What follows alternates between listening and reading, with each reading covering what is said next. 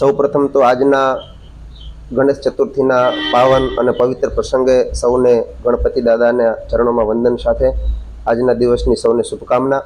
વાલા મિત્રો, આજે જ્યારે ગણપતિ દાદાનું પૂજન સમગ્ર ભારત વર્ષની અંદર જ્યારે થઈ રહ્યું છે, ત્યારે આજથી વર્ષો પહેલાં થયેલી સ્થાપના લોકમાન્ય તિલક દ્વારા માત્ર ને માત્ર આપણી હિન્દુ ધર્મની આસ્થા અને આપણા ધર્મની એકતાના પ્રતીક રૂપે આ સ્થાપના કરવામાં આવી હતી.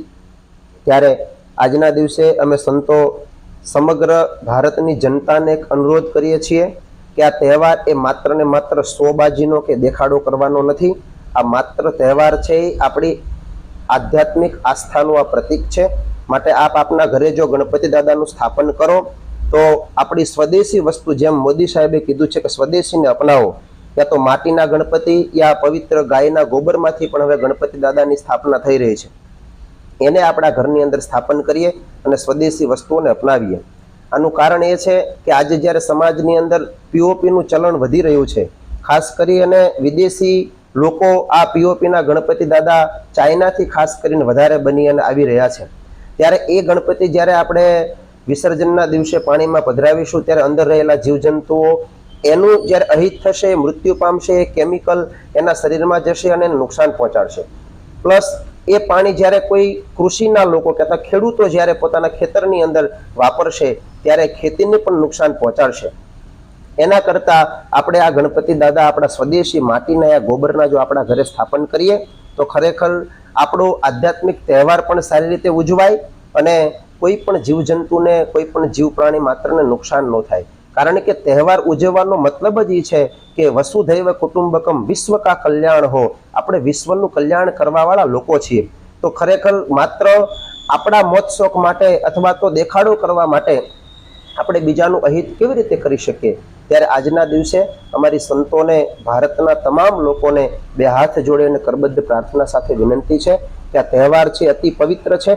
ગણપતિ દાદા એ સર્વના વિઘ્નનું હરણ કરવાવાળા છે, દરેકના વિઘ્નને દૂર કરે છે. આપણી હિન્દુ સનાતન સંસ્કૃતિમાં એક પણ એવો ધર્મ નથી, એક પણ એવો તહેવાર નથી, એક પણ એવો પ્રસંગ નથી એ સમાજનો હોય, તે અધ્યાત્મનો હોય, જ્યાં ગણપતિ દાદાને પ્રથમ સ્થાન ન અપાતું હોય. ત્યારે આજે એ ગણપતિ દાદાનું પૂજન કરવાનો જ્યારે આજે દિવસ છે, ત્યારે મારી આપ સર્વને વિનંતી છે કે આને આ જે સ્વદેશી જે ગણપતિ છે, જે ગીર ગાયના ગોબરમાંથી બનેલા ગણપતિ દાદા જે છે, એની વિશેષતા એ છે કે એને તમે તમારા ઘરે એક ટબની અંદર પણ વિસર્જન કરી શકો છો અને એને 1-2 દિવસ એમાં રહેવા દો એટલે ઓટોમેટિક એ પીગળી જશે, એ ખાતર બની જશે.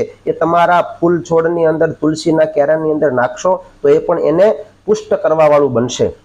માટે જ્યારે ગણપતિ દાદાને સ્થાપન કરીએ ત્યારે આપણે ક્યારેય પણ શોબાજી કરવા માટે, લોકોને દેખાડો કરવા માટે બહુ જ મોટા ગણપતિ પધરાવીએ તો વધારે પુણ્ય મળે કે હજારો રૂપિયાની કિંમતના લાવીએ તો વધારે પુણ્ય મળે, એવું કાંઈ છે નહીં. પછી એને આપણે ફેંકીને ગમે તે આવતા રહીએ છીએ અને દાદાનું આપણે અપમાન કરી રહ્યા છીએ.